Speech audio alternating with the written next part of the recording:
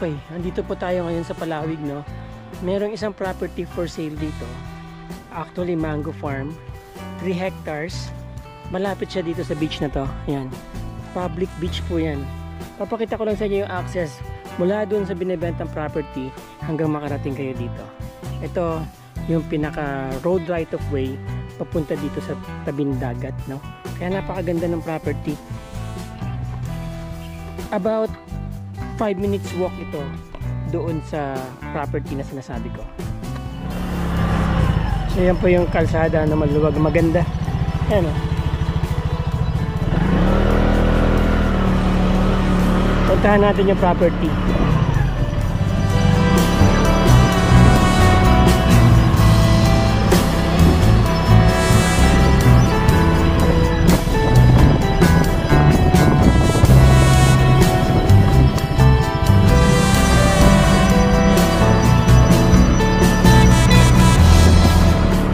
Pagdating dito, espantado na po yung kalsada. Maganda, ang daming puno.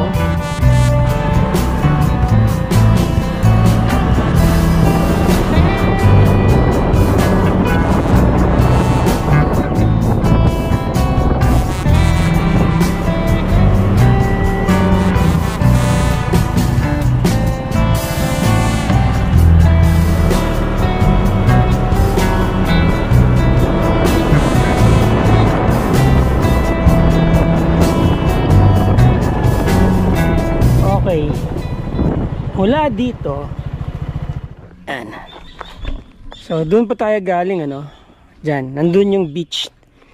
Mula dito sa area na to, pag ganun,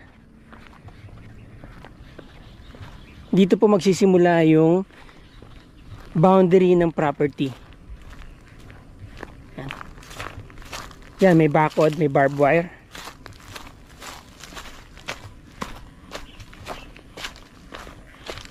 Rice land po siya na merong mango trees. Siguro meron siyang mga around 50 na mango trees. Ito po yung property na binebenta. So ito po rice land. About 2 hectares na rice land. Mula dun sa bakod na yon, yung may mga poste kayo nakikita. Tapos dun sa may mga talahib. And then yun, pag ganun. Yan. Yung bakante po na property na yan. Tapos ito yung pinaka frontage siya, may kalsada po dyan sa harap. Okay, ito po yung property na binibenta.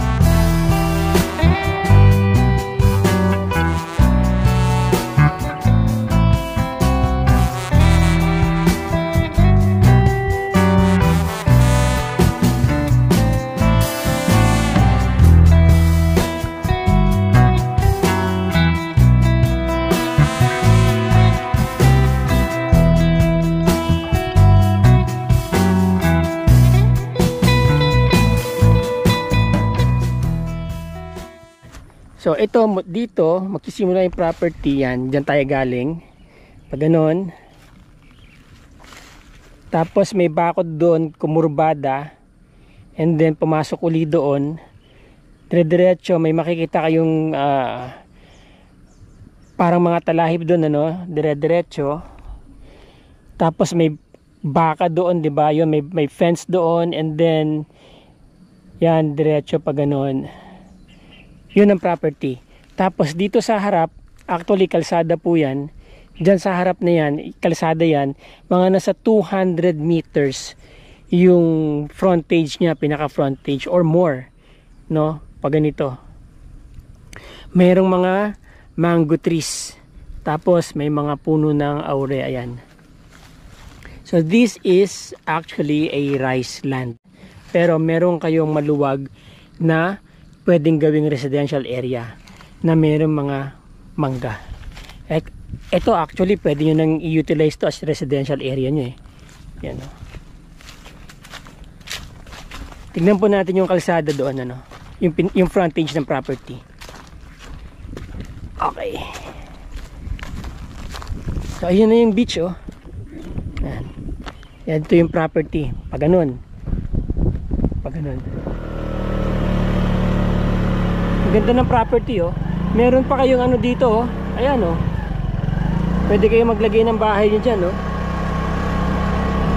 Part pa po ito ng property. Meron na rin siyang kanal. Ito yung pinakakalsada niya yan. Yang may mga poste na yan, part pa rin po ng property yan. Yan, property. Mula doon, ang lilim dito. Mula doon hanggang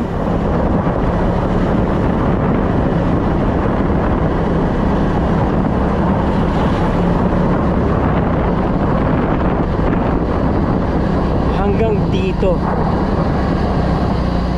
Yan. Hanggang dyan. Okay. Yan, yung may bakod na yan. Papunta dun. Yung tinuro ko kanina. May mga mangga siya, as you can see, no? Mga kinalabaw po yan, mga mangga na yan. Grafted. Namumunga na po yan. Dito pwede kayo maglagay ng bahay nyo. Meron na siyang kanal. Ayan, no? Diba? Oh. So yun, ganda ng kalsada, pati kalsada niya oh. Yan, pinaka frontage niya. No? Ganda. And then ito, meron kayong, pwede kayong magpalagay ng bahay dito. Ayan oh. Malaki-laking bahay na rin ang pwede nyo pagawa dito. Tapos ito na yung mga mango trees nyo. Diba? Oh. Mga grafted mangoes po ito. Matured na, no? Kinalabaw. Oh. Matamis po ang kinalabaw dito sa Zambales. Aalagaan na lang to. Pwede na itong i-induce. Next year, pwede na kayo magpabunga nito kapag ka mabibili nyo ito ngayon. Mayroon pong sikreto dyan eh. Dapat ito, tatanggalan lang po ng mga branches para makapasok yung araw. Para mas ma-maximize nila yung kanilang pagpamumunga. Ito, rice land nila yan. Kasama po yan sa property. Yan o.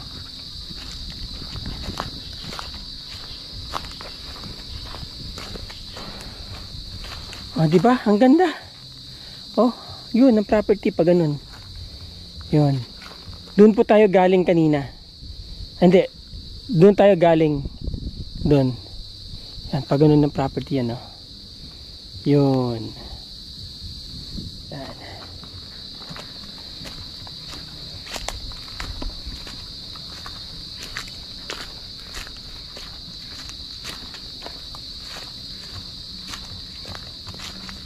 Merong citrus dito. Laki na. Suha.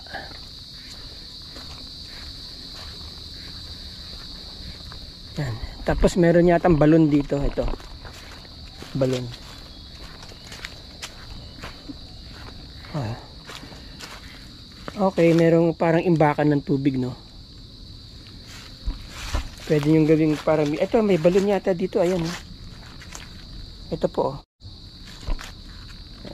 Most probably balon po ito. Ano kaya to?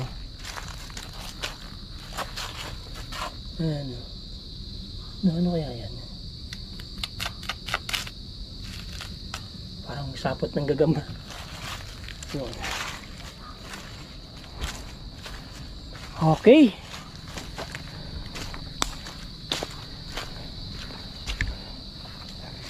Ang ganda ng property. Pwede nyo siyang gawing parang isang mango farm resort na nag-o-offer kayo ng pwedeng camping site actually, di ba? Mango camping site, or pwede siyang gawing mango campsite, pwede siyang gawing isang resort, mango farm resort, di ba?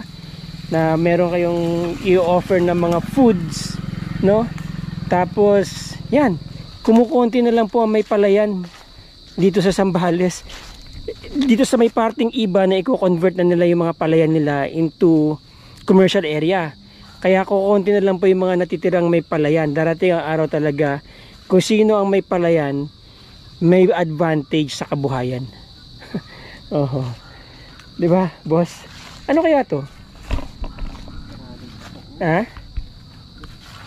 Ay, thank you. Balon kaya 'to? Ay, ito balon po. Balon, ano? Sigurado 'yan, balon. Tapos ito parang fish pond na maliit. Painuman siguro ng mga ano, sa baka, kalabaw, no? Pero ang taas eh. Pero pwede. Imposible namang fish pond, ang liit. Swimming pool. Okay. So ayan. Ano lang po ito? Aalagaan nyo lang yung mangga, fertilize lang uli yan. Tapos ititrim nyo lang yan. Ready for the next season na yan. Mamunga. Matured na yung mga dahon nyo. Siguro itong ganitong karaming mangga, let's say sa isang puno pwede kayong humarvest ng 20 kaing or 15, sabihin na natin. So itong ganyang karaming puno ng mangga, kayang-kaya humarvest ng ano, ng around 10, 150, mga almost 500 kaing, no, on the average. Kasi nagmamangga rin po ako dati. Kapag bumigay yan, maganda po ang harvest dyan. About 1 hectare po itong mango farm. Merong mga nasa, kung di po ako nagkakamali, mga nasa 50 plus mango trees, fully mature. Pwede na pong mamunga to. Ang isang puno nito siguro pwede kayo humarvest ng mga 10 kaing or 15 na po. Grafted yung mga mangga. Palagay ko mga nasa 20 years na po itong mga mangga na to. At usually yung mga ganyang edad po ng mangga, yan po yung mga talagang napaka-productive pa eh. Okay, especially itong mga grafted. Lalo na kung double root stock po itong mga mangga na to. Ang kailangan lang dito ay i-trim yung mga gitna ng mga branches, tanggalin para pumasok yung sunlight at mas, you know, mas mag-yield ng mas maraming bunga.